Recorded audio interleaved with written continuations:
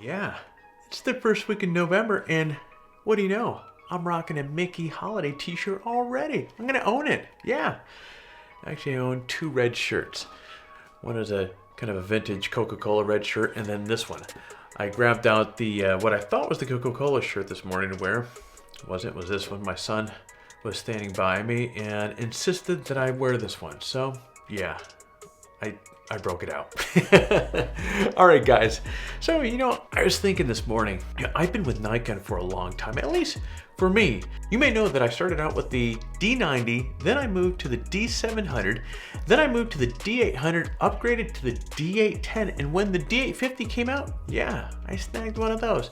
Now, each time I thought, man, this is such a great camera. Nikon just seemed to one-up itself. When the D850 came out, honestly, guys, I thought it was the perfect camera for me. I mostly shoot landscapes, so the D850 sensor, the dynamic range, and the ISO performance were really big draws for me.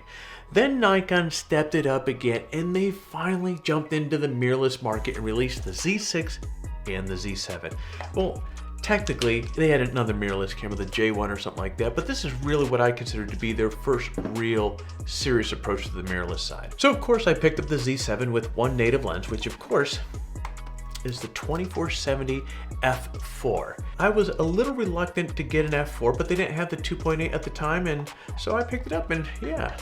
And I also got the FTZ adapter so I can use my old f-mount lenses as well. And honestly, guys, in the first 4 months that I had this camera, I didn't touch my D850. If you look at the basic specs of the D850 and the Z7, they're pretty much similar. They're really close to one another. But the fact is that the Z7 is much smaller, much lightweight, is what really convinced me to go full in on the mirrorless. And for the last 7 months, the Z7 right here, guys, this has been my primary camera. In that time, I've taken this camera to 3 different countries. I've spent a considerable amount of time with it. For me, in my shooting, I love this camera. Now, I don't think there's no denying that, but is this worthwhile investment for you? So let's start the 3-minute timer and find out now. Okay, let's start by checking out some of the essential specs of the Z7. First off, it has a 46 megapixel full frame sensor, which of course, as you know, is the same as what the D850 has. The XSpeed 6-image processor, which results in reduced noise compared to the XSpeed 5 processor in the D850. The native ISO range goes from 64,000 up to 25,600, and guys, it's expandable from 32 up to 102,400. You're talking about a $3.69 million OLED electronic viewfinder, which has 100% coverage. You have a 3.2 tilting touchscreen LCD with 2.1 million dots of resolution. You have 9 frames per second burst shooting, that's 12-bit RAW thanks to a firmware update, a hybrid PDAF autofocus system with 493 autofocus points. Autofocus sensitivity is from -1 to +19 EV.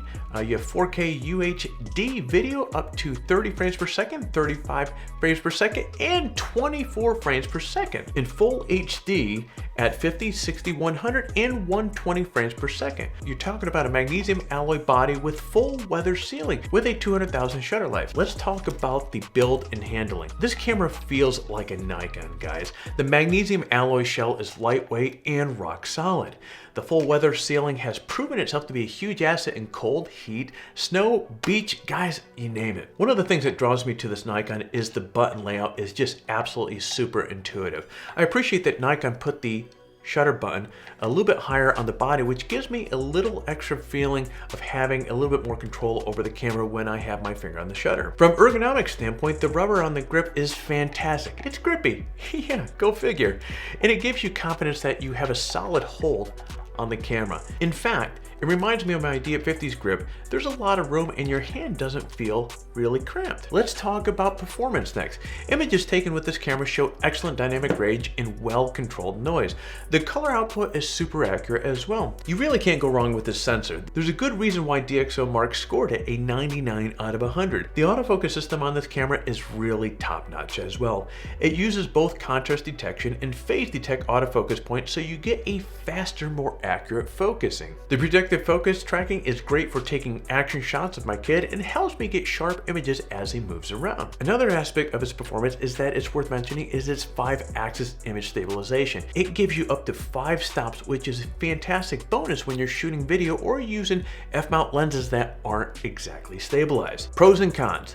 For me, the biggest win of this camera is its compact size. At 5.3 by 4 by 2.7 inches, and guys, it's only 1.3 pounds. For a body only, it's so much easier to carry around than my old D850. The tilde screen is handy too. It makes getting low angle and high angle shots much easier of a task. Now I appreciate the improvement in the video capabilities as well. Though the Z6 is better suited for video work, the Z7 does hold its own. Either way, it's great to see Nikon stepping up their game here. Now lastly, I love the ergonomics of this camera. I told you earlier, I mean, it's like holding a stick of butter that's been molded to your hand. That makes sense, right? Yeah, you know what? I'm gonna own it, Mickey's gonna own it. But seriously, this is one of the best feeling cameras I've ever owned. And as far as negatives go, the first thing is the limited lens selection. Granted, now Nikon has a roadmap for a ton of Z-mounted lenses, including more 2.8 options, but for now, it's still a little bit lean. Now the battery life isn't spectacular. Certainly, it's nowhere near what my D850 had, but it isn't exactly terrible either. The one thing I was really hoping to see with this camera was a front-facing screen. Now that I'm spending a lot more time getting involved with video creation. Price and final thoughts. Now that we've gone over the essential specs and the handling and the ergonomics and the pros and cons, is this camera something you should consider buying? For me, it was just about as perfect solution for my needs when it came out. There's just a lot to love about this camera with just a few negatives as I see it anyways. At the moment, it's $2,700 for the body and the FTZ adapter, which is $700 less than the price when it first came out. But that's still a lot of money, but man, with the specs and the excellent user experience, for me, it's well worth it. Well, there you go, guys. Hope this video was helpful for you. If it was, hit the like button down below. If you're currently not subscribed to the channel, hit the subscribe button. And while you're at it, hit the bell to be notified as we have new videos that come out. If you have any comments or questions, put them down there as well.